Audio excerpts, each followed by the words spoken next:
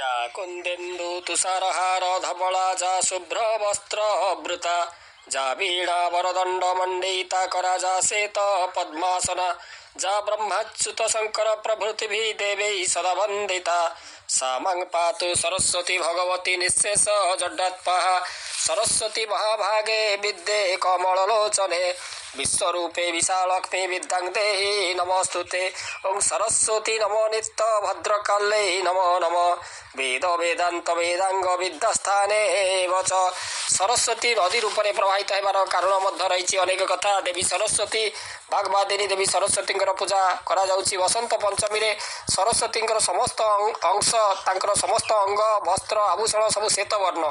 यार तात्पर्य यह जे सरस्वती सत्वगुणर प्रतीक, पद्म बा कमल से गतिशीलतार प्रतीक, हस्तरे तांकर पुस्तक से सबुकिछि जानिबा एवं सबुकिछि बुझिबा एवं सबुकिछि शिखिबाकु जणाई थाए। तेणु देवी भागवत सरस्वती को ब्रह्मा विष्णु एवं महेश्वरंकर स्वरूप बोली जनाजाए। जी सरस्वती आराधना करते तांको सरस्वती जो वाहन हंस परी क्षीर नीर अलगा करने परी जो शील विवेक गुण आपे आपे आसी जाए। तेणु सा विद्या जहाँ विमुक्त है अर्थात जो विद्या मुक्ति प्रदान करे ताही हूँ प्रकृत विद्या।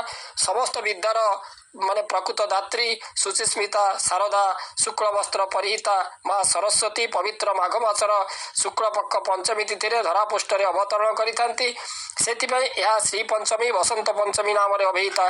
कारण यही दिन बसंत पृथ्वी रे माने बसंत ऋतुर आगमन सूचना दे थाए। तेणु कहुए जे वेदव्यास महाभारत रचना करने संकल्प नेला बेले माँ को आराधना करते कई मत दियंती स्वयं श्रीकृष्ण द्वारा माँ सरस्वती आराधना ये जो माघ मासर शुक्ल पक्ष पंचमी तिथि ता स्थिरीकृत होली कहुए। तेणु आमर कथित अच्छी प्राचीन काल में महामूर्ख कालिदास ये जो वाग्देवी कृपार से महाज्ञानी महाकवि कालिदास से रूपांतरित होते। तेणु देवी दिव्य स्वरूप माधुरी अवलोकन कालिदास मुखर निःसृत होता कज्जल पूरित लोचन धारे स्तनजुग शोभित मुक्ताहारे वीणा पुस्तक रंजित हस्ते भगवती भारती देवी नमस्ते।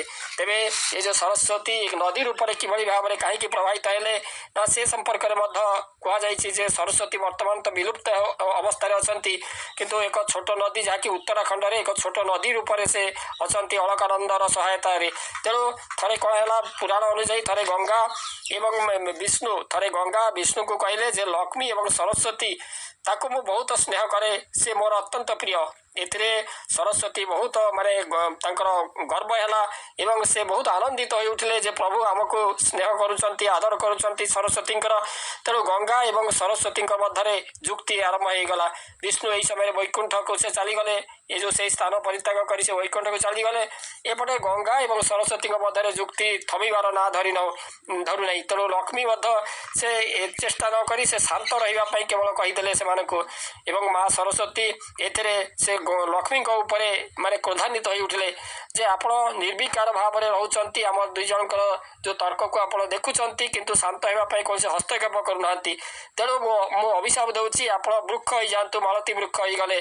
तेणु से भाव में गंगा से नदी रूप में पृथ्वी पृष्ठ में बही जावाई सरस्वती गंगा को से अभिशाप देदेले एवं तापर यही भाव में परस्पर अभिशाप देदेले। गंगा से कौन कले ना सी किंतु लक्ष्मी किंतु शांत से थिले गंगा सरस्वती को से पृथ्वी रे नदी रूप में प्रभावित होगा अभिशाप देले एवं से समस्त पाप को हरण करेंगे जो भाव में गंगा को अभिशाप देते सरस्वती जे नदी रूप में पृथ्वी पृष्ठ में प्रभावित हो समस्त मनुष्यर जो पाप को हरण कर माने तुम्हें सहायक हो से भाव में सरस्वती को से गंगा अभिशाप देते जहाँफल कि से नदी रूप में प्रभावित है। यही समय भगवान विष्णु आसी से वैकुंठ आसी सेठारे पहुँचले एवं जो देवी माने परस्पर को अभिशाप देवा देखी से बहुत दुखित हेले एवं से क्रोध को शांत कराइले एवं तापर से जो जानिले जे परस्पर नदी हो जावाई अभिशाप देइचंती पश्चाताप कले एवं तापर साप किभली भाव में साप मुक्तिर उपाय संपर्क में भगवान विष्णु को पचारे ଏବଂ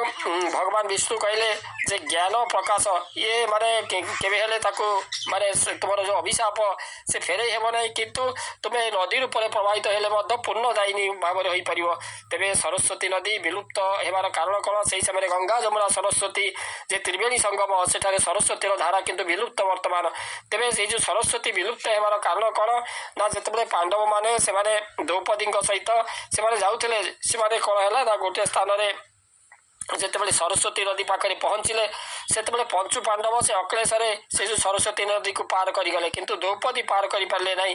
ସେତେବେଳେ ସରସ୍ୱତୀଙ୍କୁ ଅନୁରୋଧ କଲେ ଯେ ଆପଣ ଯେଉଁ ଦ୍ରୌପଦୀଙ୍କୁ ଯିବା ପାଇଁ ଆପଣ ସହାୟତା କରନ୍ତୁ, କିନ୍ତୁ ସରସ୍ୱତୀ ଦେବୀ କହିଥିଲେ ଯେ ଜଳ ଏବଂ ଜ୍ଞାନ ସେ କେବେ ହେଲେ ଅଟକି ନଥାଏ, ପ୍ରବାହିତ ଜଳ ଏବଂ ଯେଉଁ ଜ୍ଞାନ ସେ ଅଟକି ନଥାଏ। ତେଣୁ ସେତେବେଳେ ସେ ଯେତେବେଳେ ରାଜି ନ ହେଲେ, ସେତେବେଳେ ଭୀମ କ୍ରୋଧାନ୍ୱିତ ହୋଇ ସେ ଏକ ପ୍ରସ୍ତର ଖଣ୍ଡ ଆଣି ସେ ଯେଉଁ ସରସ୍ୱତୀ ନଦୀ ଉପରେ ପକାଇ ଦେଇଥିଲେ, ଯାହାଫଳରେ କି ତା ଉପରେ ଦେଇ ଏଇ ଯେଉଁ ଦ୍ରୌପଦୀ ସେ ନଦୀଟିକୁ ପାର କରିଯାଇଥିଲେ।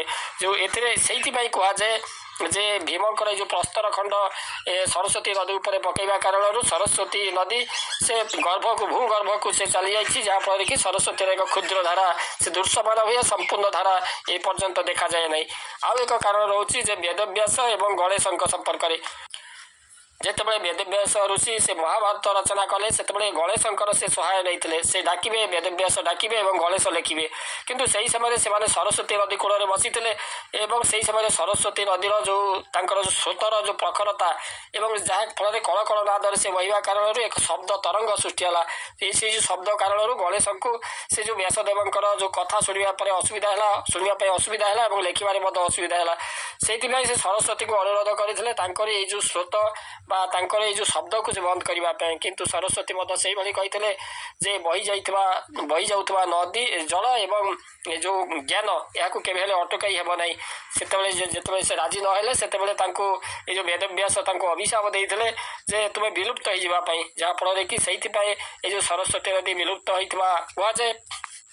ତେବେ ଆମର ଉପାସନା ଏବଂ ଐତିହ୍ୟରେ ସରସ୍ୱତୀ ଉଭୟ ନଦୀ ଏବଂ ଦେବୀ, ପୁଣି ଏ ନଦୀ ଏବଂ ଦେବୀ ପରସ୍ପର ଅଭିନ୍ନ। ଆମର ନଦୀ ଭାବରେ ସରସ୍ୱତୀ ଯେଭଳି ଭାବରେ ପବିତ୍ର, ଦେବୀ ଭାବରେ ସେ ମଧ୍ୟ ସେଇଭଳି ଭାବରେ ଶୁଭ୍ର। 7ଟି ମାନେ ପୂତ ସଲୀଳା ନଦୀଙ୍କ ମଧ୍ୟରୁ ସେ ଅନ୍ୟତମା। ତେଣୁ ଅନ୍ୟ 6 ନଦୀ ମଧ୍ୟ ଅଛନ୍ତି। ଆମେ ଯେଉଁ କହୁ ଗଙ୍ଗେତି ଯମୁନେ ଚୈବ ଗୋଦାବରୀ ସରସ୍ୱତୀ ନର୍ମଦେ ସିନ୍ଧୁ କାବେରୀ ଜଳେସ୍ମିନ୍ ସନ୍ନିଧଂ କୁରୁ, ସେ ଅନ୍ୟ 6ଟି ନଦୀ ହେଉଛନ୍ତି ଗଙ୍ଗା, ଯମୁନା, ଗୋଦାବରୀ, ନର୍ମଦା, ସିନ୍ଧୁ ଏବଂ କାବେରୀ। ତେଣୁ ଯେକୌଣସି ପୂର୍ଣ୍ଣ କାର୍ଯ୍ୟ କରିବା ସମୟରେ ଏଇ ଯେଉଁ 7 ନଦୀଙ୍କୁ ମନ୍ତ୍ର ଦ୍ୱାରା ଆବାହନ କରାଯାଏ। ଦେବୀ ଭାବରେ ସରସ୍ୱତୀ କୁନ୍ଦ, ଇନ୍ଦୁ ଏବଂ ତୁଷାର ପରି ସେ ଶୁଭ୍ର ଏବଂ ସେ ହେଉଛନ୍ତି ମାନେ ମରଳ ଅର୍ଥାତ୍ ସେ ହଂସ ବାହନ ଏବଂ ସେ ତ ପଦ୍ମାସନା ବୀଣା ପୁସ୍ତକ ଧାରିଣୀ ଏବଂ ସେ ଭକ୍ତର ତାଙ୍କର ମୂର୍ଖତା ଏବଂ ଜଡ଼ତା ନାଶ କରନ୍ତି ବୋଲି ବିଶ୍ୱାସ ରହିଛି।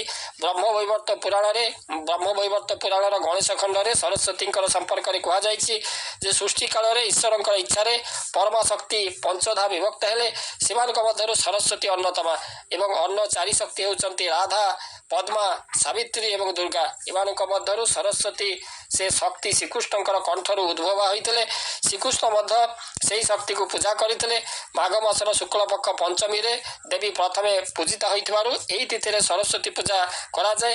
ଏ ପ୍ରସଙ୍ଗରେ ଅନ୍ୟ ଉପାଖ୍ୟାନ ମଧ୍ୟ ରହିଛି ଯେ ଶ୍ରୀକୃଷ୍ଣଙ୍କର କଣ୍ଠରୁ ଉଦ୍ଭୂତା ହୋଇଥିଲେ ମଧ୍ୟ ସରସ୍ୱତୀ ସେ ଶ୍ରୀକୃଷ୍ଣଙ୍କୁ ପତି ରୂପରେ ପାଇବା ପାଇଁ ଇଚ୍ଛା ପ୍ରକଟ କରିଥିଲେ। କିନ୍ତୁ ଶ୍ରୀକୃଷ୍ଣ ତାଙ୍କୁ କହିଥିଲେ ଯେ ତୁମେ ମୋର ନାରାୟଣ ରୂପର ଉପାସନା କର। ଫଳରେ ଲକ୍ଷ୍ମୀଙ୍କ ପରି ସରସ୍ୱତୀ ମଧ୍ୟ ତାଙ୍କରି ଶକ୍ତି ହେଲେ। ତେଣୁ ଶ୍ରୀମନ୍ଦିରର ରତ୍ନ ସିଂହାସନରେ ଜଗନ୍ନାଥଙ୍କର 2 ଶକ୍ତି ରୂପରେ ଲକ୍ଷ୍ମୀ ଯିଏକି ଶ୍ରୀଦେବୀ ଭାବରେ ଏବଂ ସରସ୍ୱତୀ ଯିଏକି ଭୂଦେବୀ ଭାବରେ ବିରାଜମାନ କରନ୍ତି। କେବଳ ହିନ୍ଦୁ ଉପାସନା ଧାରା ନୁହେଁ, ବୌଦ୍ଧ ଏବଂ ଜୈନ ଉପାସନା ଧାରାରେ ମଧ୍ୟ ସରସ୍ୱତୀ ବିଦ୍ୟା ଏବଂ ବାଣୀର ଦେବୀ। ତେଣୁ ଏଣୁ ମୁଖ୍ୟତଃ ବିଦ୍ୟା ଦେବୀ ଭାବରେ ହିଁ ତାଙ୍କର ଉପାସନା କରାଯାଇଥାଏ।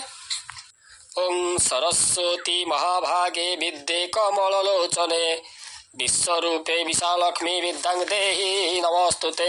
ସରସ୍ୱତୀ ନମ ନିତ୍ୟ ଭଦ୍ରକାଳୀ ନମୋ ନମ। ବେଦ ବେଦାନ୍ତ ବେଦାଙ୍ଗ ବିଦ୍ୟାସ୍ଥାନେ ବଚ ଯା କୁନ୍ଦେନ୍ଦୁ ତୁଷାରହାର ଧବଳା ଯା ଶୁଭ୍ର ବସ୍ତ୍ର ବୃତା ଯା ବୀଣା ବରଦଣ୍ଡ ମଣ୍ଡିତା କରା ଯା ଶ୍ବେତ ପଦ୍ମାସନା ଯା ବ୍ରହ୍ମାଚ୍ୟୁତ ଶଙ୍କର ପ୍ରଭୃତି ଦେବୀ ସଦା ବନ୍ଦିତା। ସା ମାଂ ପାତୁ ସରସ୍ୱତୀ ଭଗବତୀ ନିଃଶେଷ ଜଡ୍ଡାପହା।